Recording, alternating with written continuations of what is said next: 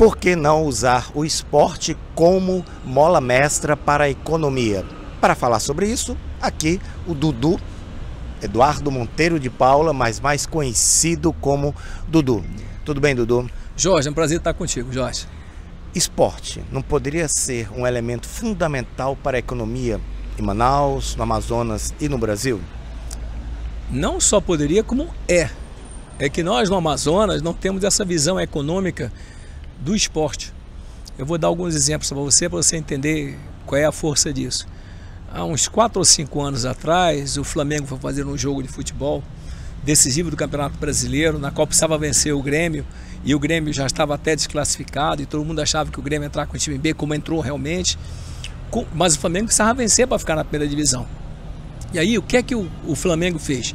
O Flamengo contratou o Ronaldinho Gaúcho para jogar um jogo pelo Flamengo. O que parecia ser uma atitude técnica, na verdade não era, uma atitude econômica. Na semana que antecedeu o jogo, o Flamengo vendeu 1,5 milhão de camisas com o nome do Ronaldinho. O que é isso? É você saber direcionar o esporte como um vetor econômico e social. Vou lhe dar um outro exemplo de uma pessoa que talvez faça isso e não sei se tem essa consciência. Vamos falar do Peladão. Peladão, você tem 1000 times. Cada time tem 30 pessoas. Nenhum time do Peladão compra camisa para jogo. Manda fazer.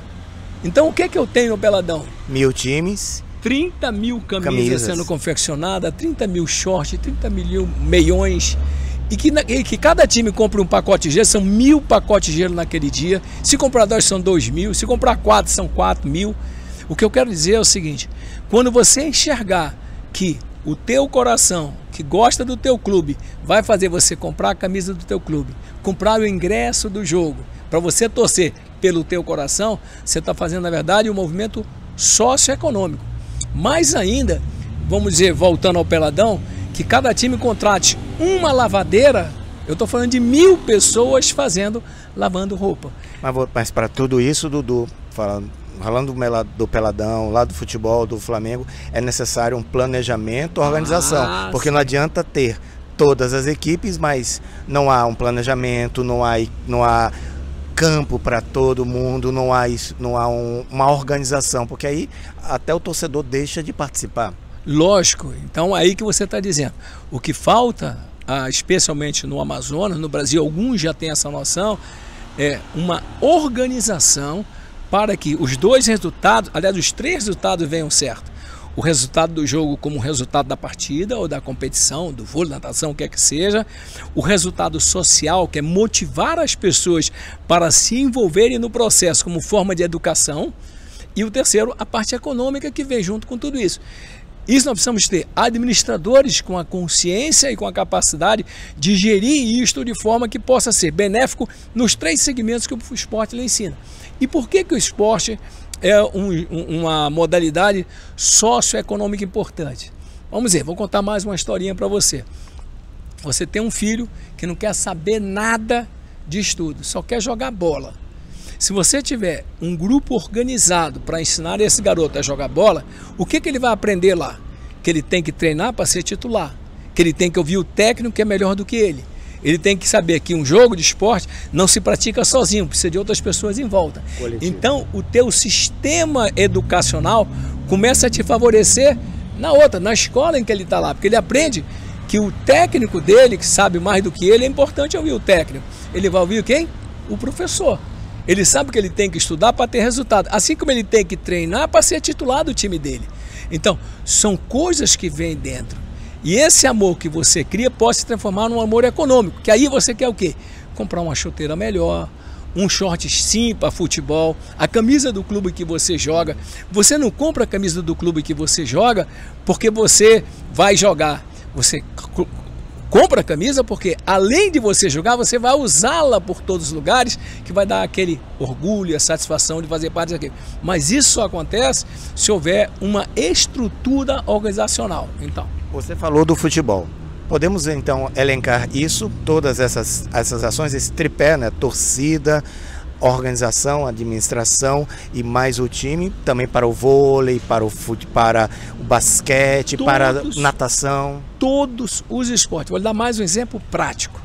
Há 6 anos atrás foi quando foi o pique da decadência das vendas das coisas que aconteciam do distrito industrial.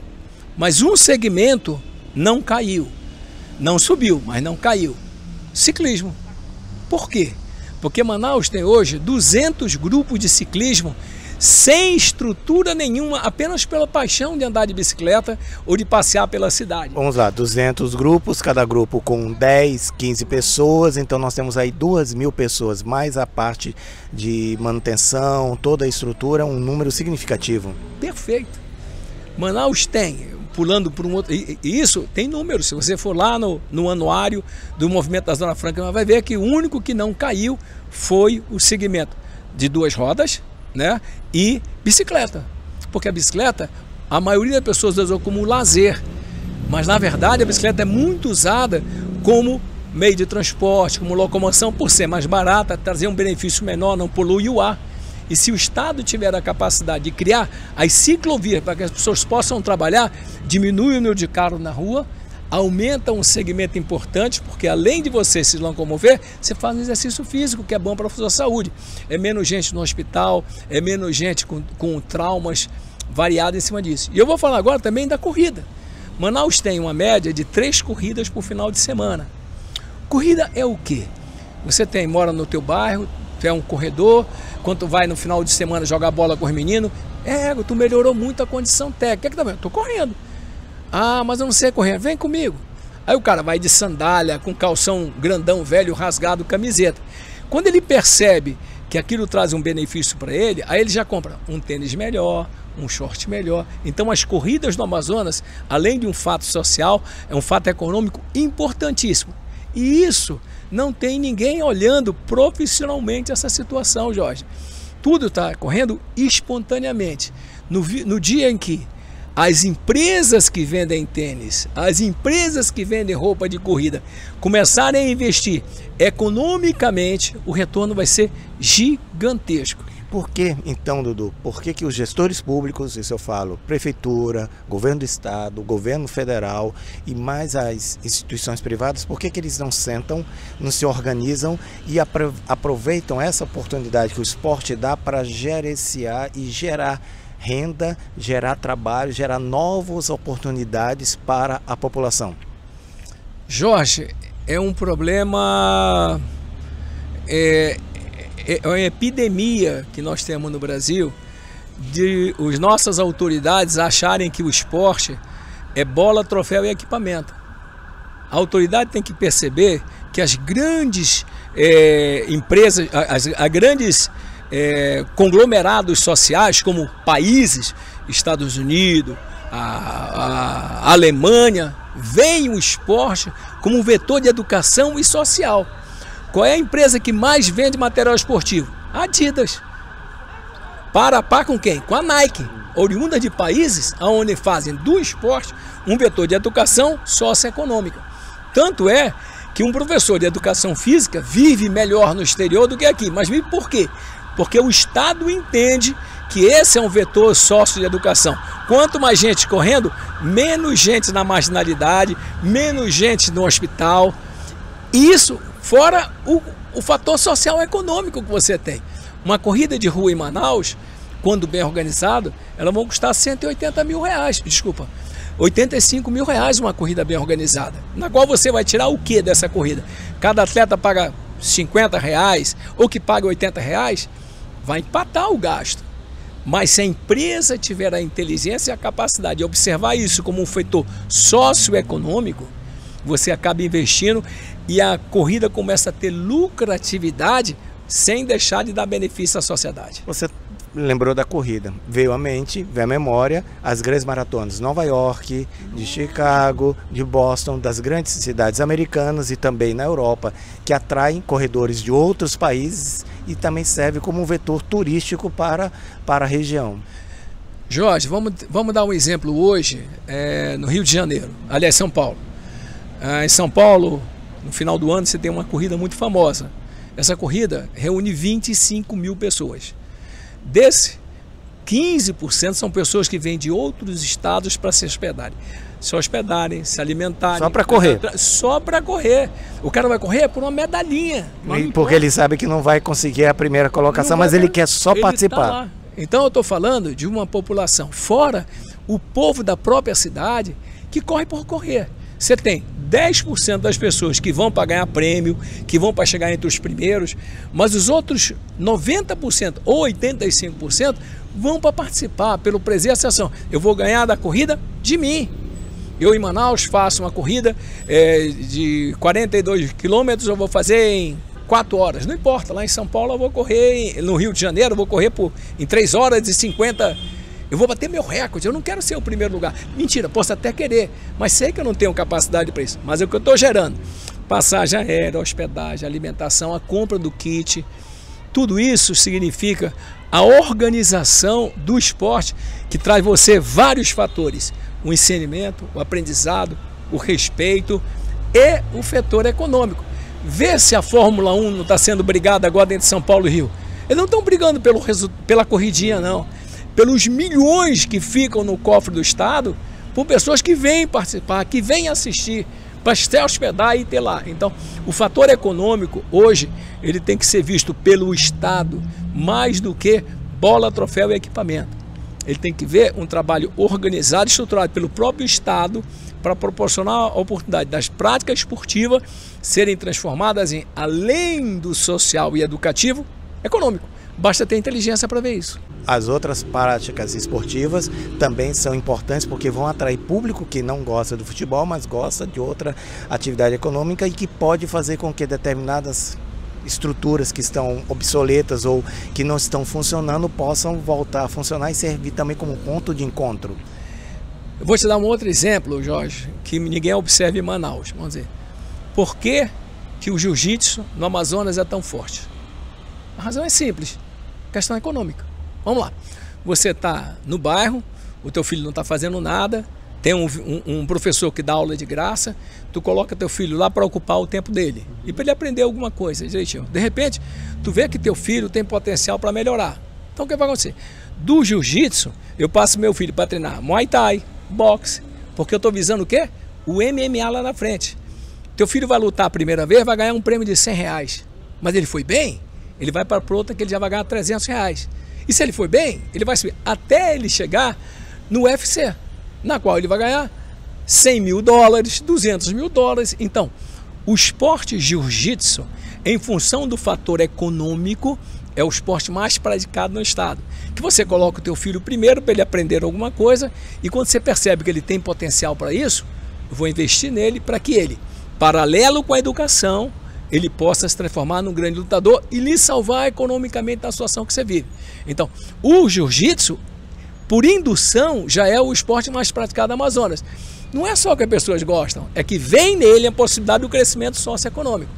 E isso é feito empiricamente, Jorge. Não existe ninguém dirigindo isso, porque o mercado já determina essas coisas. Então, é essas coisas que o Estado tem que entender e observar. Quanto mais gente bebendo refrigerante, mais gente pagando imposto. Quanto mais gente comprando luvas especiais para o MMA, mais imposto que o Estado recebe. Agora o Estado tem que dar um feedback para a autoridade, criar impostos especiais, estimular as pessoas a investirem nesse mercado. Lógico, o cara vai ter lucro? Tem lucro, mas lucro faz parte do esforço, do empenho de cada um, pô. Mas o mais lucro de tudo é sempre o Estado. O Estado vai ganhar mais. Imagina se ele resolve se organizar. Mas existe uma epidemia nesse país de que se coloca as pessoas as pessoas erradas nos lugares certos. Então não adianta eu ter numa secretaria de esporte alguém que não tenha a visão social da prática do esporte. Evento social, o que é? Educação, economia, a estrutura administrativa. Tem que haver isso. Tem um calendário de planejamento para todos os esportes. Não pode ser algo apenas feito de maneira aleatória. Tem que ter um planejamento, uma organização para todo o esporte funcionar. É isso mesmo. Tudo que funciona empiricamente morre, Jorge. Mas quem é o Dudu no esporte? Pode falar um pouquinho, Eduardo Monteiro de Paula, uma biografia da sua vida dentro do esporte? Jorge, sou um de 4 filhos, de Helena e Edgar Monteiro de Paula, que foram as pessoas que nos ensinaram de que o esporte é um vetor de educação e de crescimento socioeconômico. Nós praticamos praticamente tudo, todas as modalidades que você possa imaginar, mas 2 em especial foram, eu poderia destacar aqui, nós quanto família introduzimos no estado do Amazonas o handebol, quanto família, e também o karatê. Antes de nós não existia karatê no Amazonas. Lógico, eu estou falando de 50 anos, 60 anos atrás, para a pessoa entender como é que é essa história. E já praticávamos tudo, vôlei, basquete, handebol, natação, atletismo, judô, o que você imaginar a gente praticava. Mas tudo era feito de uma forma estruturada e organizada. E nós tivemos com isso uma grande projeção local com a nossa família. Meu pai era um grande empresário e ele investia no esporte como social, onde criamos dentro da nossa casa o maior jogador de voleibol da história do Amazonas, Paulo Avelino Filho, Paulinho, foi o melhor jogador do mundo nos campeonatos juvenil realizados no Brasil. E temos de alguma forma uma ingerência muito grande. Meu pai foi um dos diretores do SESC, que criou o primeiro ginásio no Amazonas, que agora foi destruído, né, por uma bobagem, mas cada cabeça a sua sentença. Então eu acho que eu me lembro bem que o Felipe Dal criou um canal de televisão, queria que nós fizéssemos, que o meu irmão Edgar, que era um atleta de ponta, fantástico, que criasse um programa de esporte amador. Meu irmão chegou em casa dizendo que eu era um cara gaiato, que eu ria muito para muita gente. Acabei indo, e quando lá cheguei, o diretor da Rede Amazônia, doutor Felipe Dal, disse: Dudu, eu não sei se você vai ser um bom engenheiro, eu fazia o terceiro ano de engenharia, mas você vai ser um bom jornalista. Deixei a engenharia, me formei em educação física, em jornalismo, relações públicas, fiz vários cursos, pós-graduação, tudo relacionado ao esporte. Então, com todo respeito, falo que eu sei, que eu gosto e que pratico. O esporte está dentro do meu sangue, da minha família, e eu agradeço aos meus pais essa oportunidade. O esporte como esporte, eu viajei o mundo inteiro como jornalista, que foi outra coisa que meu pai ensinou sem a perceber, Jorge, permita só falar rapidinho. Quando eu tinha mais ou menos 11, 12 anos, meu pai chegou em casa e disse: olha, a partir de amanhã, todo sábado você vai estudar inglês. Eu disse: como sábado? A partir de 1 da tarde até as 5 horas, vocês vão estudar inglês, que era a hora do meu futebol. E eu me lembro que aquilo me revoltou muito. Disse: pô, vou jogar bola, estudar, para que serve o inglês? 30 anos depois eu percebi que o inglês me foi extremamente importante, me gerou um emprego de diretor de relações internacionais da CBDU. Em síntese, eu viajei o mundo por causa do inglês, francês e espanhol, que os meus pais fizeram com que eu aprendesse. Então, aquilo que pode parecer para você inútil no momento, espere, no momento certo vai aparecer. E só uma curiosidade, você falou do seu irmão participou de maneira sorrateira no esporte, né? Como um telecat. Mas mais do que isso, Jorge, o meu irmão foi o primeiro atleta do estado do Amazonas a ser convocado para uma seleção brasileira. O meu irmão foi para a seleção brasileira de voleibol, foi o primeiro atleta na história. Ele era um atleta alto, forte, e naquela época nós já treinávamos karatê. Então, Arnaldo Santos e o Saraiva criaram telecat no Amazonas, como tinha no Brasil inteiro. E resolveram criar um personagem enigmático. E como nós tínhamos a nossa academia, que era tecnicamente separada de muitas pessoas, até por uma questão física mesmo, a gente morava muito longe, o Arnaldo foi lá e convenceu o Edgar a ser o famoso demolidor. Mas isso nem meu pai sabia, E esse demolidor deu a ele a projeção muito forte naqueles que são oriundos do Amazonas, que conhecem a nossa história, e até hoje ele é reverenciado, e é mesmo. Ele mora, lamentavelmente, por vontade própria, na Venezuela, mas quando ele vem aqui, os ex-lutadores chamam, ele vai para um restaurante, chega lá, o cara, era o demolidor, aí tira foto. Há 2 anos atrás foi homenageado numa escola de samba. Resumido, o esporte é um personagem, o demolidor é um personagem muito importante na união das pessoas, na valorização do esporte, e ele com certeza é grato por isso. Obrigado, Dudu, pela sua participação no meu canal, aqui no canal Jorge Adson no YouTube. E se algum internauta quiser entrar em contato com você, como é que ele pode procurar nas redes sociais? Eduardo Monteiro de Paula no Instagram e no Face, né? E você pode ter a oportunidade de mandar as perguntas que quiser, que eu vou fazer. Mas se tiver dificuldade mesmo, entre em contato com o Jorge, que ele me acha. Obrigado, então, Dudu, pela sua participação. Lembre-se, o esporte pode ser um sinal de salvação para o Brasil no ponto de vista econômico, já que nós temos bastante atletas em diversas modalidades. Obrigado então, Dudu, pela sua participação no nosso programa. Acompanhe então as nossas atividades nas redes sociais, no Instagram Jorge Atlas Oficial e no Facebook Jorge Atlas. Até a nossa próxima entrevista.